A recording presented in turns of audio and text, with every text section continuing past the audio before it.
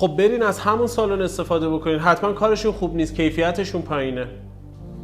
ممنونم از صداقتت. اتفاقا چند تا مشتری داشتیم که دقیقاً همین جمله رو گفتن اما بعدش پشیمون شدن.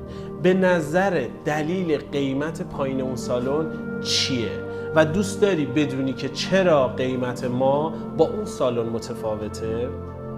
حالا میایم چیکار میکنیم؟ میایم تمایز، گارانتی، ضمانت، کیفیت، پوز خدمات خودمون رو به اون نفر، به اون مشتری میدیم و میگیم که دلیل افزایش قیمت ما یا دلیل قیمت بالای ما این نکاتی هستش که تو میتونی یه آدم متمایز باشی، یه خدمات متمایزی رو دریافت بکنی.